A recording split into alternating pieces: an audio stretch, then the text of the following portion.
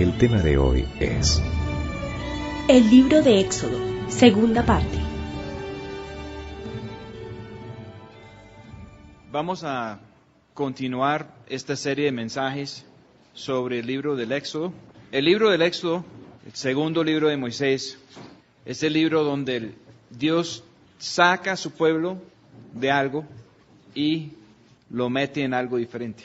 Y hay un tiempo de trato de Dios, tanto para los que tienen esclavizados al pueblo de Dios, como para el propio pueblo de Dios. Y el que fue escogido por Dios para representar a Dios en todo esto, fue una persona que había pasado por ambas etapas. Había pasado por 40 años como hijo adoptivo de la hija del faraón en Egipto, viviendo en el palacio, y había pasado otros 40 años en la parte bien remota del desierto, pastoreando unas ovejas. Y después de eso, fue que Dios lo llamó, lo regresó a Egipto, para dar un mensaje tanto al pueblo de Israel como al faraón. Al comienzo el pueblo de Israel recibió bien el mensaje, pero el faraón no recibió bien el mensaje. Y el faraón apretó más al pueblo de Israel después de recibir el mensaje. Lo tenemos aquí en Éxodo capítulo 5.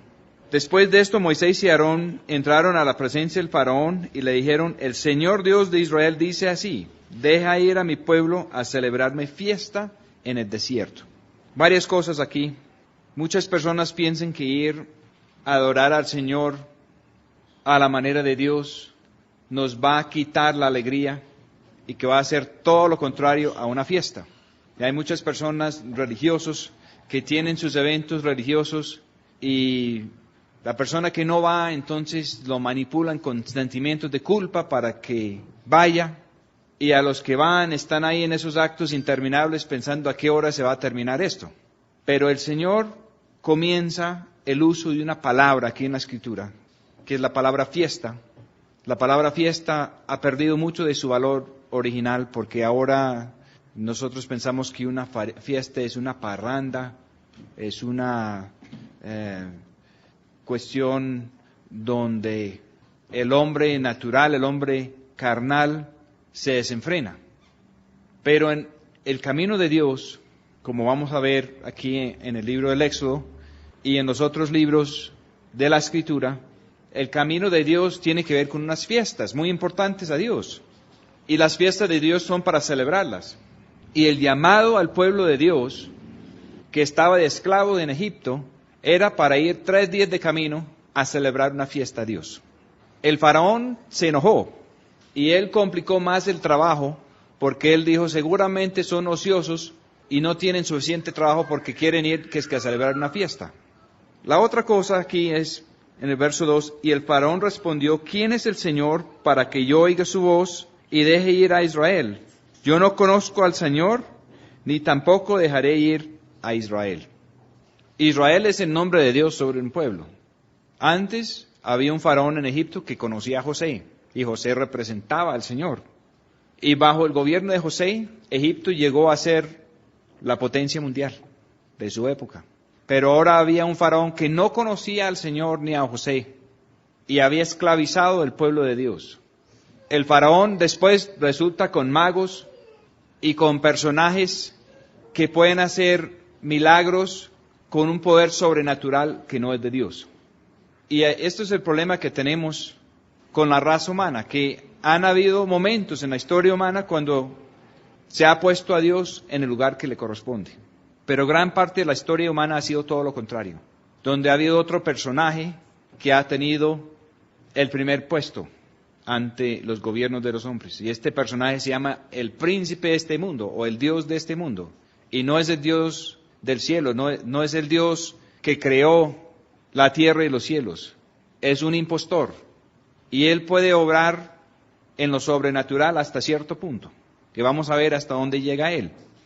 Ellos respondieron al faraón: el Dios de los hebreos nos ha encontrado. Nota que ellos no encontraron a Dios, el Dios de los hebreos los encontró a ellos.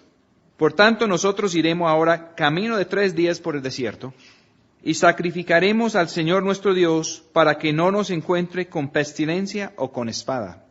pestilencia y espada y todo eso es precisamente lo que vino sobre Egipto cuando el faraón se rebeló y no quiso soltar el pueblo de Dios. En este momento, los que están en poder en muchas partes, sea en el ámbito religioso, o sea en el ámbito económico, o sea en el ámbito político, tienen la tendencia de no querer dejar el verdadero pueblo de Dios en libertad, de poner restricciones, de poner el pueblo de Dios, los verdaderos hijos de Dios, ponerlos a moler en algún sistema de los hombres. En este caso, los egipcios tenían a los hijos de Israel haciendo ladrillos.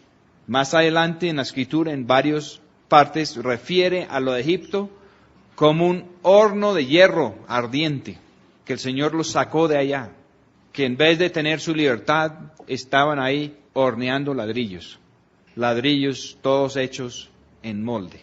Y los sistemas de este mundo les gusta hacer las cosas así.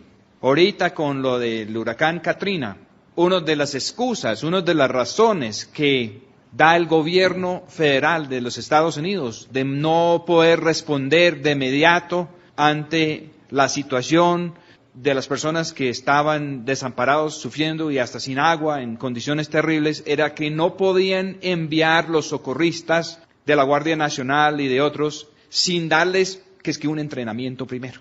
Entonces todo el mundo está ahí muriendo y ellos duran 2 días dando unos cursos y unos consejos y unos entrenamientos y los que iban saliendo, entonces el gobernador que los mandaba tenía que durar toda una tarde hablándoles y otros, y todo el mundo muriendo. Nadie podía responder espontáneamente de corazón. Y los que querían hacerlo así, los corcharon. Hablan de un capitán de reservistas que tenían 3 helicópteros y los enlistaron y todo, y que no podían ir allá a rescatar a nadie antes de recibir un poco de documentos firmados y no los firmaban. Y los dejaron 3 días allá sin firmar los documentos. Esos son los sistemas de los hombres, no alcanzan a tomar una iniciativa para hacer las cosas diferentes. Las construcciones de Dios son la característica de la construcción de Dios es que es con piedra viviente. Cada piedra es diferente. Cada piedra va formada por Dios para un sitio especial. Los hombres hacen ladrillos y el ladrillo puede ir en cualquier parte. En los sistemas de los hombres, si usted tiene una cadena de restaurantes de comida rápida, usted puede entrenar gerentes para cada restaurante y cambiarlos al azar. Y cualquiera funciona en cualquier parte. Pero en las verdaderas cosas de Dios no es así, porque el gobierno de Dios no es así. Los que el Señor pone en puestos de autoridad, Él los pone también a servir. Y el Señor es capaz de preparar personas para un caso específico, en un momento específico, y no todo el mundo sirve.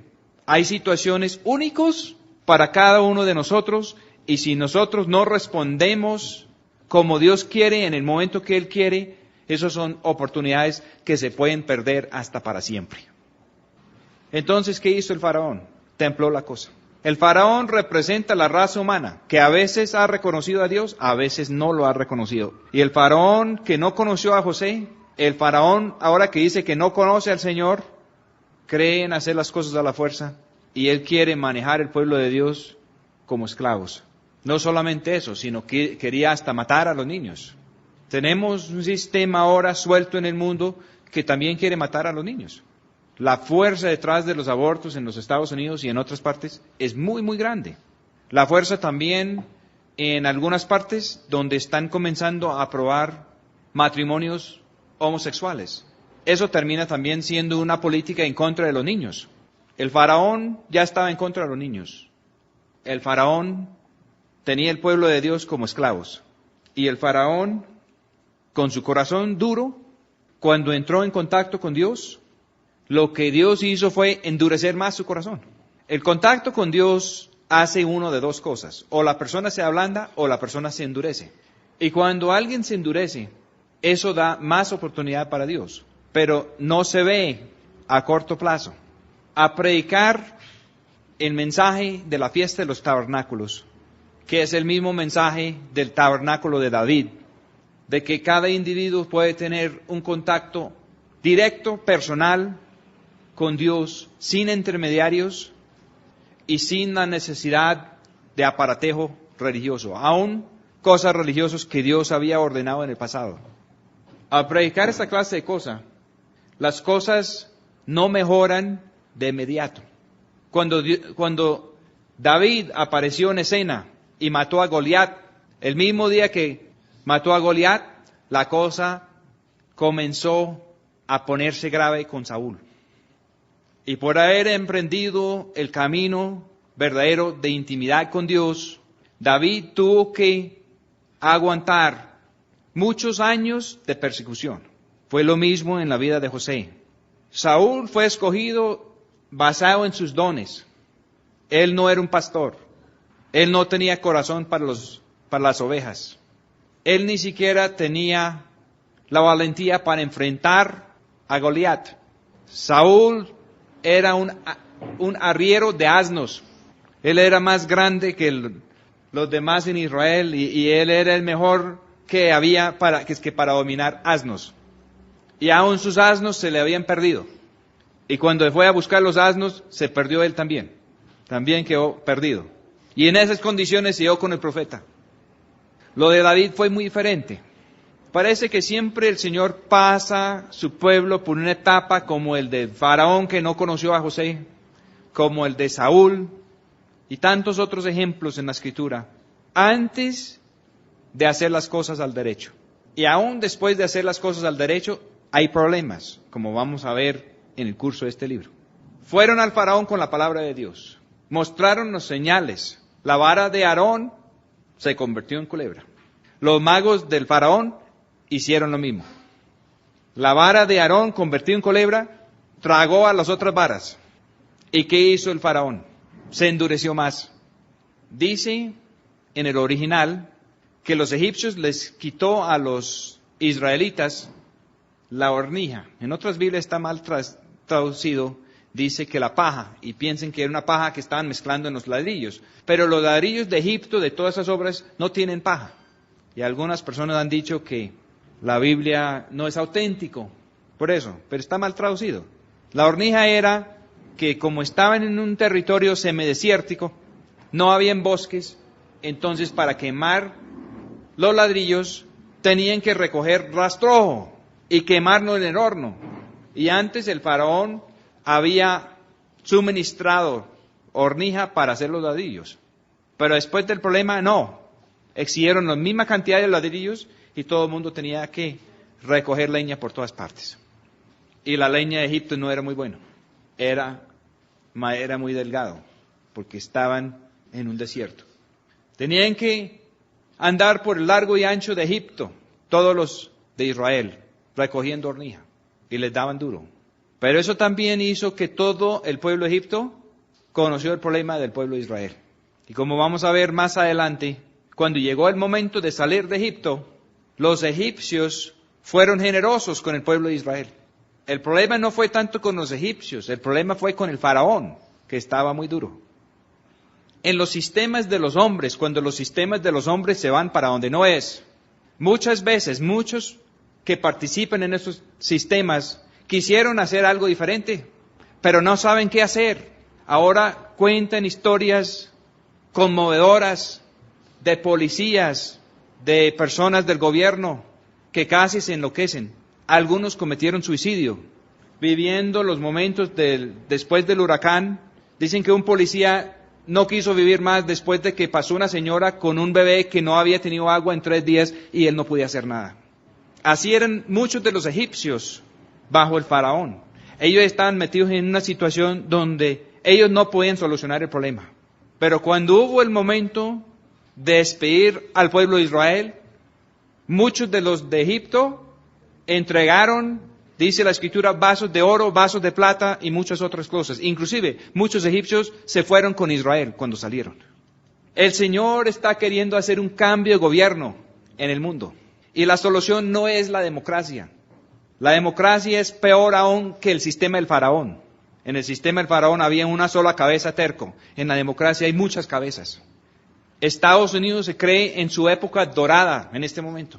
Y ante una crisis, todas las cabezas se pusieron a pelear con todos y nadie pudo ayudar a los que estaban mal.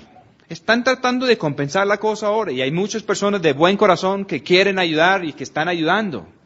El problema es que el sistema del hombre siempre termina siendo un monstruo sin corazón. ¿Qué pasó? El pueblo de Israel, dice la Escritura, por su duro servidumbre y sus problemas y su congojo de corazón, dejaron de escuchar a Moisés y a Aarón. Les había ido sumamente mal donde el faraón. Resultaron en una conversa con Dios y esto es lo que dijeron. Entonces Moisés, versículo 22 de Éxodo capítulo 5, se volvió al Señor y dijo, Señor, ¿por qué afliges a este pueblo? ¿Para qué me enviaste?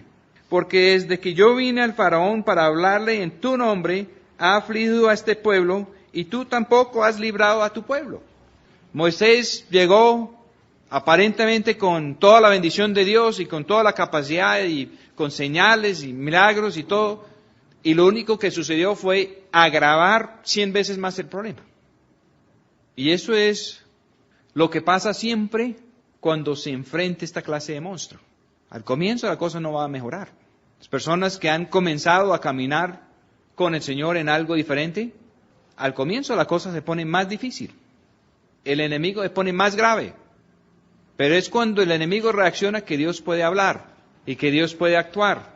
Y el Señor comienza anunciando la cosa antes de que Él obre. Y eso es un momento cuando nos pone a todos a reflexionar si estamos con el Señor. El Señor respondió a Moisés, Éxodo capítulo 6, ahora verás lo que yo haré al faraón, porque con mano fuerte los ha de dejar ir, y con mano fuerte los ha de echar de su tierra. El faraón es de mano fuerte. El faraón se vuelve más grave entre más que se le habla de Dios. El faraón aprieta más las cosas al pueblo de Israel. Y Dios dice, eso está bien, porque yo voy a hacer que al final, con mano fuerte, Él les va a dejar ir. Con mano fuerte hasta los va a echar de aquí. Resulta algo muy interesante, y eso es que los que tienen la verdadera vida de Dios resultan ser incompatibles con los que buscan obrar en lo sobrenatural con algo que no es de Dios. Desde un comienzo, aun cuando las cosas estaban más o menos bien con José y todo, había una semilla de algo que iba a ir cogiendo más y más fuerza. Y eso es que, aún desde los días de José, la Escritura dice que los pastores de ovejas eran abominación a los egipcios. Que los egipcios eran totalmente incompatibles con pastores y ovejas. Porque el sistema de Egipto era hacer un liderazgo diferente al de un pastor de ovejas. El pastor de ovejas va adelante, él llama a sus ovejas lo van siguiendo. Excepto en caso de un peligro. Y en ese caso, las ovejas van adelante y el pastor va detrás y enfrenta el peligro. Si una oveja se pierde, el pastor guarda en un lugar seguro el resto del rebaño y él mismo va a buscar la oveja perdida. En el sistema de Egipto ya tenían desarrollado en épocas de José una cárcel. Es la primera vez que aparece una cárcel en la Escritura. Y en el plan de Dios y en la ley de Dios, que vamos a ver más adelante aquí en los libros de Moisés, la cárcel no es una solución considerada por Dios. En las penas puestas por Dios ante cualquier falla, ante cualquier situación que había que enderezar, o había que pagar una multa, o había que reponer trabajo, tiempo, qué sé yo, o le costaba la vida a la persona. Pero eso de encarcelar a una persona por 5, 10, 15, 20 años no está en el libro de Dios. Las únicas veces que guardaron a alguien era que los detenían mientras que Dios declaraba el juicio acerca de qué hacer con esas personas. Pero una cuestión de 2, 3, me imagino máximo 8 días, mientras que se resolvía el juicio. En Egipto, desde un comienzo, está la cárcel como una de las columnas del manejo de Egipto. El diablo, que es el que resulta en poder cuando el hombre rechaza a Dios, tiene una cárcel y lo ha manejado por mucho tiempo. La Escritura dice que en el comienzo, antes de la muerte y resurrección de nuestro Señor Jesús, que el diablo encarcelaba casi todos los muertos, con muy pocas excepciones. La Biblia habla antes de la obra redentora del Señor Jesús de solo 2 o 3 excepciones a la cárcel del diablo. Uno es Enoc, otro es Moisés, otro es Elías. No sabemos si hubieron más que no estaban anotados en la Escritura, pero esos 3 están en la Escritura. Pero aún personas muy importantes en la fe y amigos de Dios, como Abraham, figuren en la cárcel del diablo antes de la obra redentora. La cárcel tenía 2 patios. Tenía un patio donde dice la Escritura que había tormento, y tenía otro patio donde dice la Escritura que era como un paraíso, excepto que las personas estaban ahí presos por la muerte. El Señor Jesús describe eso cuando Él habla de lo que pasó con un rico y un mendigo que se llama Lázaro. El Señor Jesús dice que murieron, y Lázaro resultó abrazado por Abraham en un lado del Hades, y el rico resultó en el otro lado. Y la Escritura dice que el Señor Jesús, después de su muerte, bajó allá y predicó a los espíritus. Y dice que llevó cautivo la cautividad, que ascendió y llevó los suyos, y además dio dones a los hombres. Eso está en la carta de Pablo a los Efesios. Pero Egipto era la foto de la cárcel, de la esclavitud. Y el faraón no solamente no conocía al Señor ni recordaba a José, sino que rechazaba profundamente la idea de que el pueblo de Dios debería estar en libertad.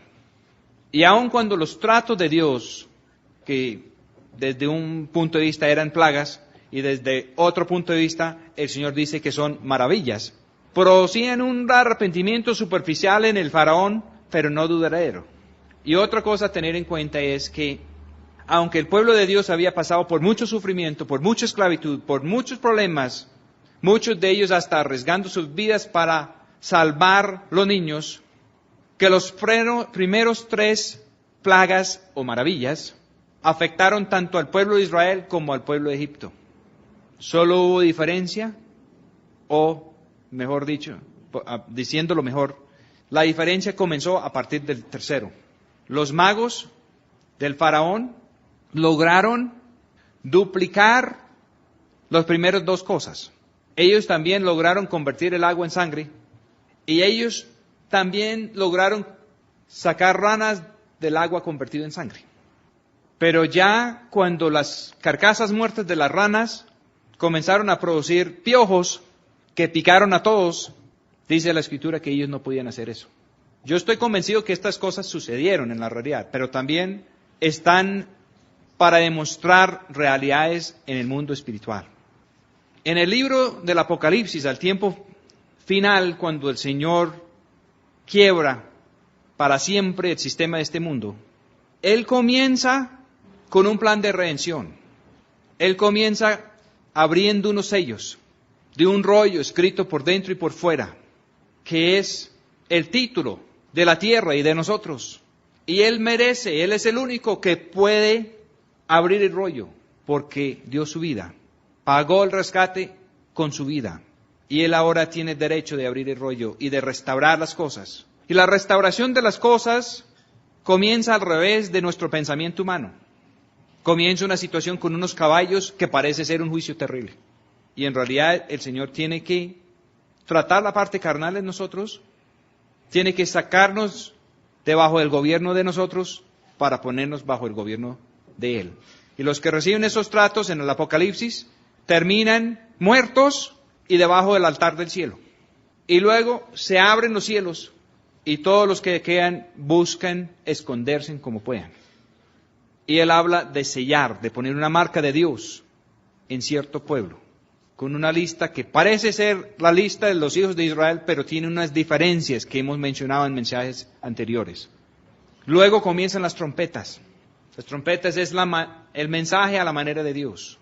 Y las trompetas son para parar el hombre carnal que quiere usar los beneficios de Dios para seguir su caminar en la carne. Y lo primero que pasa a sonar el primer trompeta es que todo el pasto verde se muera. Y lo que es bestia, lo que es animal, come pasto. Y comienza el Señor con los árboles. Y hay partes en la Escritura que compara la vida del hombre con los árboles. Y hay un árbol que produce buen fruto y hay otro árbol que no produce buen fruto. Y uno va a ser derribado y el otro va a ser consentido y cultivado aún mejor por el Señor. lo que viene de la raza de Adán no produce buen fruto. Queda claramente demostrado ya después de prácticamente 6,000 años. Pero lo que es de la vida del Señor Jesucristo sí da buen fruto. Y el que tiene el Hijo tiene la vida, dice el Evangelio. Y si tenemos la vida de Él, tendremos que producir el buen fruto también. Entonces, ¿qué sucedió? Dios estaba ahí tratando un pueblo esclavo. El faraón se rebeló. Moisés hace reclamo a Dios porque la cosa se le complicó hasta que el pueblo de Israel ni siquiera lo quiso escuchar más. Estaban tan mal allá en su esclavitud que ya no podían escuchar más. No tenían esperanza. Y lo que pasa es que si no hay esperanza, no funciona la fe. Y si no funciona la fe, no hay el fluir del amor de Dios. Solamente 3 cosas duran para siempre, dice la Escritura en 1 Corintios capítulo 13. La fe, la esperanza y el amor de Dios. Y el mayor de esos es el amor de Dios porque es el fruto que Él está buscando. Que solamente está si la vida de Él está en nosotros. Pero todo el proceso tiene que comenzar con esperanza. La Escritura dice que la esperanza es el ancla de nuestro alma para que no vamos a ser arrasados por los vientos de doctrina. La Escritura dice que fe y esperanza están ligados y sin esperanza no hay fe. Y el pueblo de Israel perdió su esperanza. Y Dios los mandó otra vez donde el faraón.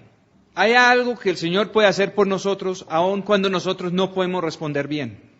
El Señor lo sabe. Todas las formas de esclavitud que hay en este mundo que nos rodea, a veces nos puede agobiar de tal manera que no podemos responder ante lo que el Señor está haciendo. Pero aun cuando nosotros fallamos, cuando nosotros no podemos más, el Señor no falla. Y se trata de un pueblo que estaba en un pacto con Dios. El Señor había hecho una promesa muchos años antes y lo hizo más de 3 veces a 3 generaciones. Y después de 400 años de esclavitud, ellos no encontraron al Señor. El Señor se encontró con ellos. Solamente había unos pocos que estaban ahí gimiendo y clamando. Moisés tenía la idea de que Dios sí los podía liberar, pero aún él había perdido la esperanza. Dios tuvo que motivarlo y sacarlo y tratar las últimas cosas que tenía que ser tratados en la vida de él. Y por lo menos Moisés tuvo la fe de seguir, de ir otra vez donde el faraón, cuando lo más probable es que el faraón lo podía matar. Y Aarón, su hermano, le siguió, aunque Aarón no tenía contacto directo con Dios, el contacto era con Moisés, pero ya Dios comenzó a hablarles a los dos. Es muy interesante, y lo he visto muchas veces. Se pueden comentar, se puede relatar las historias de lo que Dios ha hecho en otra época, en otro tiempo, o con otras personas. Pero para pasar de cierto punto en las cosas de Dios, hay que estar dispuestos a poner nuestras vidas en el altar para lo que quiere Dios. Y eso sucedió con Aarón. Éxodo capítulo 6, versículo 12. Dios le dijo que fuera y hablara con el faraón. Y respondió Moisés delante del Señor diciendo, he aquí, los hijos de Israel no me escuchan. ¿Cómo pues me escuchará el faraón? Mayormente siendo yo incircunciso de labios. Entonces el Señor habló a Moisés y a Aarón y les dio mandamientos para los hijos de Dios de Israel y para el faraón rey de Egipto, para que sacaran a los hijos de Israel de la tierra de Egipto. Cuando el pueblo llegó a ese extremo, la solución de Dios era dar mandamientos tanto para el pueblo como para el faraón. A las 2 personas que sí estaban dispuestos a arriesgar sus vidas, que eran Moisés y Aarón. Es posible que un pequeño remanente, no tiene que ser muy grande. En días de Gedeón eran 300 hombres en medio de un ejército que al comienzo numeraba por 10,000.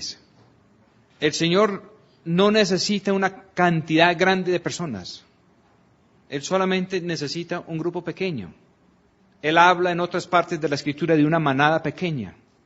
Él dice en otra parte que el camino a la vida es muy angosto y que solamente unos pocos lo hallan. Pero esos pocos pueden tener una influencia muy grande sobre otras multitudes. Notan que estos personajes en Egipto, que perdieron la esperanza y todo eso, tuvieron muchos problemas después en el desierto. Y resultaron como parte de una generación que murió en el desierto, que no alcanzó a entrar en la tierra de la promesa. Pero los hijos de ellos sí entraron. Los hijos de ellos estaban observando todo esto. Y los hijos de ellos, parece que algunos de ellos alcanzaron a tener una esperanza viva, aun cuando sus padres estaban muy acongojados. Estamos viendo esto en muchas partes hoy en día, donde hay personas que no tienen la autoridad, están ahí y tienen que esperar. Yo he estado en muchas circunstancias, en sistemas de este mundo, viendo errores graves por los líderes, sin poder cambiar las circunstancias. Y el Señor a veces permite eso para que cuando nos llegue el momento a nosotros, no vayamos a cometer los mismos errores. He visto errores de todos los índoles. Y Dios quiera que podemos evitar esos errores.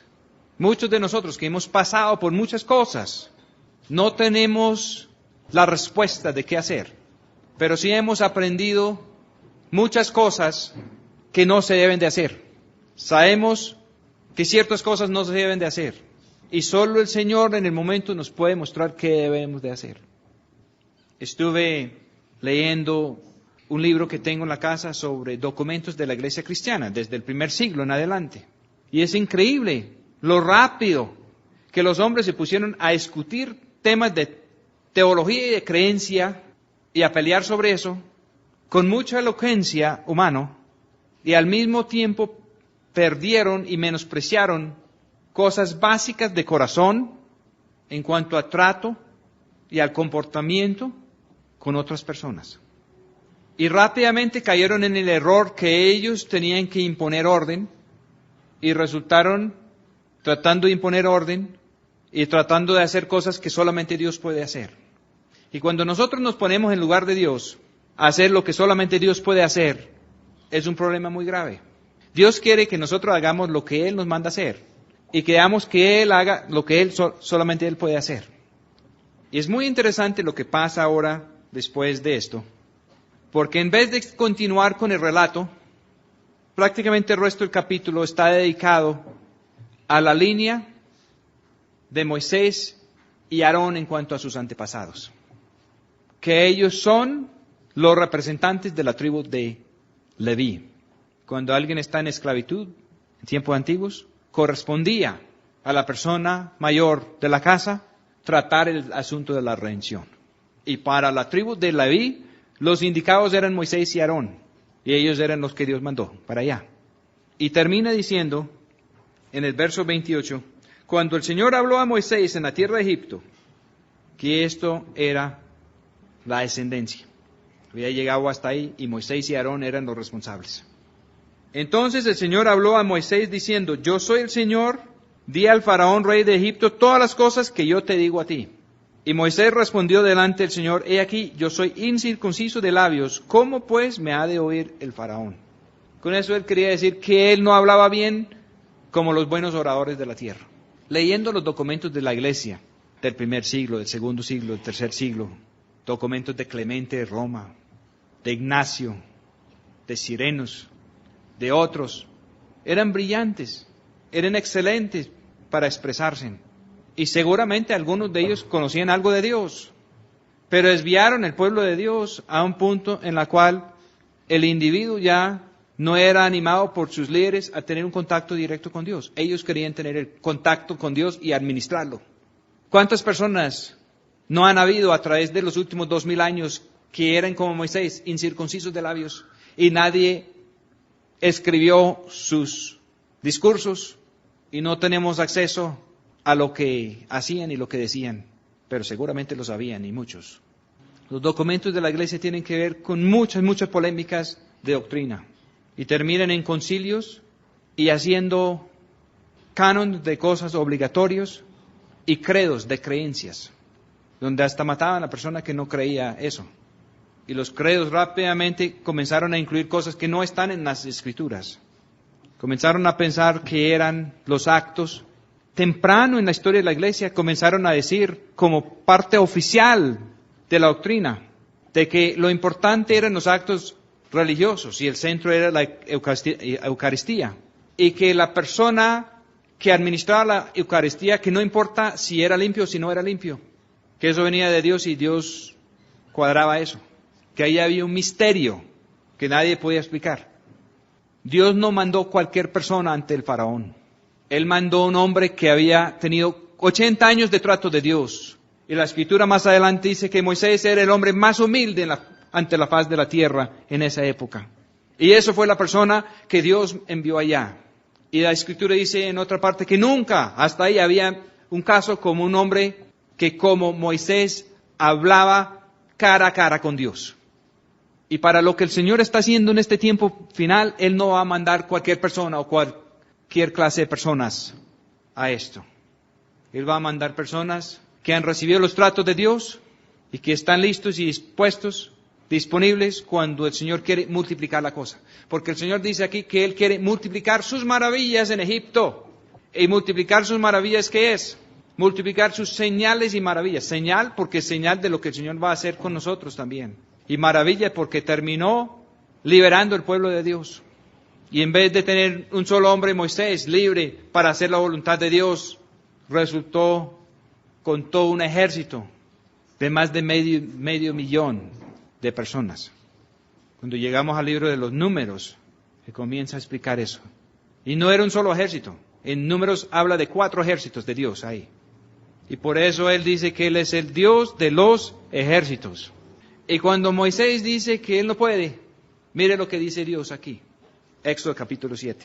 El Señor dijo a Moisés, mira, yo te he constituido por Dios del faraón, y tu hermano Aarón será tu profeta. Cuando Dios dice una cosa, no es que tal vez, cuando Dios da un decreto así, es así. Y como vamos a ver en el curso de esto, lo que Moisés hacía allá ante el faraón, Dios lo respaldaba. Dios concedió a Moisés la posibilidad de actuar ante el faraón, aún sin consultar primero con Dios, y Dios lo iba a respaldar. Y resultó Moisés haciendo las cosas y declarando las cosas ante el faraón, y después orando a Dios a pedirle al Señor que lo cumpliera. Pero Dios ya había dicho de antemano que sí lo iba a hacer. Imagínense, después de que Moisés anunciaba algo tremendo allá ante el faraón, y después él quedaba pensando, uy, ¿qué tal si el Señor no lo hace? Y resultaba orando. Pero Dios le dijo, aquí la Escritura comienza a definir la palabra Dios, la palabra profeta. La palabra Dios es la palabra Elohim en el hebreo. Y Elohim es Dios pero plural. Y es algo difícil para nosotros entender, porque Dios dice que Él es uno solo. Pero desde la creación del mundo, Él habla en plural. Y es obvio que Él está haciendo una creación, por lo menos con alguien más, que está con Él en eso. Y en la carta a los Colosenses, la Escritura dice que el Señor Jesús ha estado desde antes del comienzo, que no tuvo comienzo. Y que sin Él, nada fue creado. Y que para Él es todo. Y que Él estuvo con su Padre desde el comienzo. El Evangelio de Juan comienza hablando de eso también. Pero ahora, en este, es como un club élite, que sabemos que entre lo que era denominado por la palabra Elohim, estaba Dios Padre y su Hijo Jesucristo. Y que el Espíritu de Dios estaba orando. Y ahora Dios mete a Moisés en la cosa. Y mire Moisés, no se preocupe más. Yo lo estoy constituyendo como el Dios del faraón. No es que yo voy a mandar a usted allá para que Faraón conozca quién es el verdadero Dios. No, usted va a ser el Dios de Faraón. Y su hermano Aarón va a ser su profeta. ¿Quién es un profeta? Un profeta es alguien en la Escritura. El primer uso es cuando Dios mismo dice a un rey pagano que Abraham es un profeta y que hay que respetarlo. Un profeta es el que ve las cosas como Dios los ve. O un profeta es el que representa a Dios como Dios es. O un profeta es el que habla de parte de Dios. O un profeta tiene que tener instrucciones para poder operar. Un profeta tiene que tener revelaciones para poder entender. Aarón quedó de profeta, pero Moisés quedó de Dios. Y lo de Moisés es un ejemplo, una sombra, un símbolo de lo que iba a ser el Señor Jesús después. Y el plan del Señor Jesús era venir, romper el poder de la muerte, del pecado, de la cárcel, del diablo, y por medio del Espíritu Santo poder compartir su vida con nosotros, para que nosotros pudiéramos entrar en la vida de Dios en vez de la de Adán, para poder ser coherederos con Él, para poder entrar a juzgar con él. Y él dice que él no juzga, pero si fuera a juzgar, su justicia sería correcto y justo, porque no vino a hacer su propia voluntad, sino la voluntad del que le envió. El Señor Jesucristo, por su cuenta, no hace juicio. Pero si el Padre le manda hacer eso, eso es lo que él hace. Y él está buscando un pueblo así. Y él lo consiguió en sombra y en ejemplo con Moisés.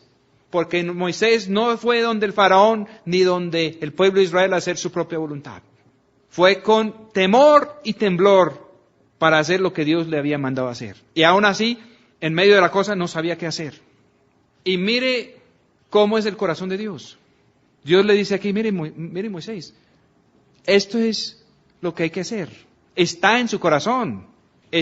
Estamos de acuerdo, estamos unidos. Mire Moisés, le nombro Dios ante el faraón. Puede ir allá y ni siquiera tiene que consultar.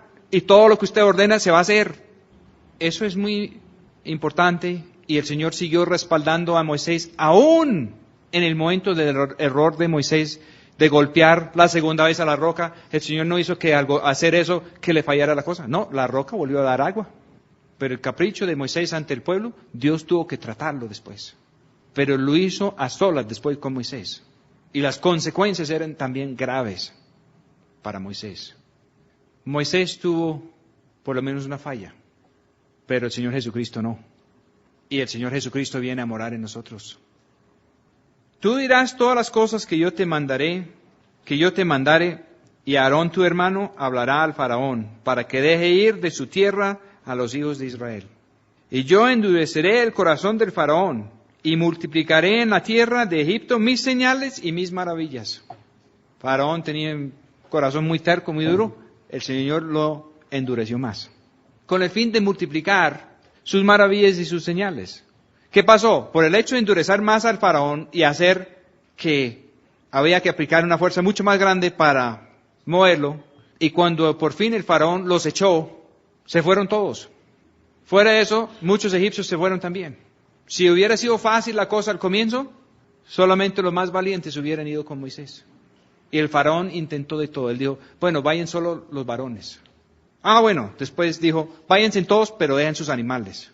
Y cuando salieron no solamente con todo lo de ellos, sino con la mayor parte de las riquezas de sus vecinos. En otra parte dice que los impíos están amontonando riquezas para los justos. No hemos visto bien eso todavía. Y los que han buscado cómo manipular eso para su propio bien, nunca lo han podido hacer ni jamás podrán hacer eso. Los sistemas de este mundo, aun cuando tienen altas riquezas, a veces no los pueden usar como es en el momento que es. Acabamos de ver eso. Pero el Señor quiere poner las cosas en manos de sus hijos y mostrar la diferencia. Mostrar un gobierno de Dios en la tierra que va a ser muy diferente. Estamos a punto de un cambio en la historia humana. Estamos a punto de la verdadera división del tiempo. Cuando el Señor Jesucristo, como cabeza de un cuerpo de muchos miembros, va a venir y va a enderezar muchas cosas. Éxodo 7:4. El Señor cuando viene va a ser como cuando Moisés llegó a Egipto. Mucho del pueblo de Dios lo estaba esperando. Pero cuando vieron lo que Él estaba haciendo, se acongojaron porque el apretón al comienzo fue muy terrible. La Escritura dice que cuando viene el Señor por segunda vez, van a haber problemas en la tierra. Van a haber problemas graves. Y se va a sacudir no solo la tierra, sino los cielos también. Y todo lo que puede ser remesado, va a ser remesado. Todo lo que no es firme, se va a ir al suelo. Y solo los que dependen de verdad de Él y de la vida de Él, van a estar tranquilos en ese tiempo. Van a estar por encima de las circunstancias. Las circunstancias no les van a afectar. En todo esto que está a punto de venir sobre Egipto, aquí en el libro del Éxodo, los más tranquilos y los únicos que en realidad eran tranquilos, era Moisés y la familia de Moisés y posiblemente su hermano Aarón. De resto, todo el mundo en Egipto comenzó a temblar a medida de ver lo que por un lado se llama las plagas de Egipto, pero Dios dice que son señales y maravillas. Y el faraón no os oirá, mas yo pondré mi mano sobre Egipto y sacaré a mis ejércitos, mi pueblo, los hijos de Israel de la tierra de Egipto con grandes juicios. Eso es lo que está por pasar en este mundo. El Señor va a quebrar el sistema de este mundo. Y el mismo diablo que figura como el Dios de este mundo va a resultar encarcelado en su propio cárcel por 1000 años. Así como el faraón resultó debajo de las aguas del Mar Muerto al final de esto. Y sabrán los egipcios, podríamos decir, y sabrán los de este mundo, que yo soy el Señor, cuando extendiere mi mano sobre Egipto y sacare los hijos de Israel de en medio de ellos. E hizo Moisés y Aarón como el Señor les mandó, así lo hicieron. Moisés entonces era de edad de 80 años y Aarón de edad de 83 cuando hablaron al faraón. Hay un paralelo, pero es muy difícil de ver, con los 10 plagas de Egipto y 10 acontecimientos en el libro del Apocalipsis. La foto aquí en Egipto es una foto donde muchos de nosotros hemos pasado por ahí como individuos, cuando el Señor nos sacó de lo de este mundo y nos metió en el desierto de sus tratos. Y muchos de nosotros hemos salido y el Señor nos ha sacado con mucho poder. Y después los tratos en el desierto han sido a veces difíciles de entender. Pero lo que conecta las dos cosas, porque para algunos de nosotros lo que viene es como cuando el pueblo de Israel salió del desierto y se metió a la tierra prometida. Pero el Señor dice que Él va a multiplicar sus señales. Isaías dijo que Él y los hijos que Dios le había dado eran para señales y para prodigios. Y el Señor quiere que nosotros seamos señales. La señal más grande que hay es una vida convertido. Hace poco estuve con alguien y me estaba preguntando, ¿será que hay alguien de verdad convertido? Porque hay tantas personas en el pueblo de Dios y dicen ser convertidos y uno los analiza y mire sus vidas y en realidad hay áreas de mucha deficiencia. El Señor quiere tener señales y después los quiere multiplicar. Y Él llama a eso maravillas. Y no es posible tener señales con nosotros sin aplicar los juicios de Dios a nosotros. Y si Él lo va a multiplicar, Moisés ya estaba listo a entrar en una herencia de Dios. Y Moisés sí entró en una intimidad y una comunión con Dios. Y Dios comenzó a multiplicar eso también. Y había un joven muy importante que se llama Josué, que estaba mirando y que entró muy rápido en lo que Dios quería. Y no quiso vivir fuera de la presencia de Dios después. Josué quiere decir Jesús en el hebreo. Y él representa un cuerpo de muchos miembros que el Señor está formando. Cuando el Señor entra un pequeño remanente en la presencia de Él, Él usa eso para comenzar de nuevo todo un proceso con un pueblo más grande. Por eso Él dice que Él lo va a multiplicar. El Señor mira a todas estas personas que están ahí en el mundo. El deseo del corazón de Dios no es que se pierdan, es que se salvan. Pero para salvarlos, cuando no hay camino y ellos no han visto el camino y no hay buenos ejemplos en los representantes de Dios a su alrededor, Dios tiene que hacer unos cambios. Los líderes religiosos del faraón tenían que ser revelados por lo que eran, que estaban haciendo cosas sobrenaturales y manejando a todo allá y no era Dios. Resultó el momento cuando no podían hacer la cosa. Después resultó el momento cuando la plaga cayó sobre ellos de tal extremo que no podían parar más delante de Moisés y delante de Aarón. Más adelante, la Escritura nos da los nombres de 2 de ellos, Janes y Jambres. Hoy en día hay muchos así. El Señor ha estado preparando un pueblo en el desierto, un pueblo que es como un Moisés de muchos miembros. Pero Moisés solamente era un ejemplo y una sombra del Señor Jesús. Moisés fue sacado de las aguas y después él volvió y lo primero que hizo fue convertir esas mismas aguas en sangre. Las aguas que nutrían Egipto, las aguas que regaban todos los cultivos de Egipto, las aguas que sostenían Egipto de un momento a otro con la vara de Aarón. Y los otros ya no tenían varas porque las varas de ellos fueron tragadas por la de Moisés en manos de Aarón. Pero sin embargo podían hacer lo mismo, podían convertir el agua en sangre. La sangre, pues, tiene que ver con el vino en la Escritura, tiene que ver con la vida. Dice más adelante en el Levítico que la vida está en la sangre. Y resulta que hay 2 clases de vida. Hay la vida del hombre viejo y hay la vida del hombre nuevo. Y Moisés fue allá para parar la fiesta de Egipto en el hombre viejo que había hecho solamente esclavitud entre el pueblo de Dios. Y los que han usado sus propios dones en su propia vida, aun cuando los han recibido de Dios, y ellos recibieron todo de Dios porque Dios mandó a José y todo eso descendió de algo que Dios hizo, y ellos no dieron la gracia a Dios. Y después ni siquiera conocían a Dios.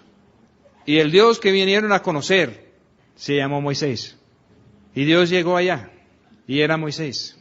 Y cogió lo que estaba sosteniendo ellos, que ya era una fachada, y lo cambió en sangre. Y se reveló la muerte que en realidad estaba sucediendo. Entonces, ¿qué sucedió con la muerte? El Señor muchas veces comienza con muerte, porque si no nos entra en la muerte no hay vida. El pueblo de Israel también tuvo que pasar por lo mismo. Todas las aguas se convirtieron en sangre. Nadie podía conseguir agua a tomar en ninguna parte. Así el pueblo de Egipto, así el pueblo de Dios. En el plan de Dios, aun si somos de la nueva cosa, aun si hemos nacido de nuevo, aun si somos lo que es representado por Isaac, de todas maneras hay que ponerlo en el altar. De todo eso lo que salieron fue ranas. Inclusive, arqueólogos han demostrado que a los egipcios les gustaba adorar a las ranas. Les gustaba adorar el río Nilo. Y todo eso tenía que ver con lo que estaba haciendo Janes y Jambres allá. Y ellos lograron convertirlo en el agua en sangre. Y ellos lograron sacar ranas de eso. Pero hasta ahí llegaron. Estoy solamente comenzando a entender la simbología. Las ranas se fueron por millares. Se fueron por toda la tierra. Salieron de la sangre de las aguas. Cuando el hombre queda contaminado y corrupto, eso da lugar a mucha actividad del demonio. En Apocalipsis dice que hubo 3 ranas y eran los espíritus de 3 demonios que se metieron en el anticristo y en el falso profeta, etc. Me parece que lo que hizo Moisés al comienzo era una lección didáctica de mostrarles a ellos que pensaban que estaban bien y estaban en medio de muerte y que eso había dado lugar a un poco de demonios y que los dioses de ellos eran en realidad demonios y los pusieron a brincar millones de ranas por todas partes. En el Apocalipsis la parte que corresponde es un ejército que mide 200 millones y que mata a la tercera parte de los hombres. Después las ranas murieron, también por palabra de Moisés. Él preguntó al faraón que cuándo quiere que mueren y él anunció eso y después oró a Dios y sucedió. Y los amontonaron y dice que la pudrición fue tan terrible que contaminó la tierra. La tierra tiene mucho simbolismo.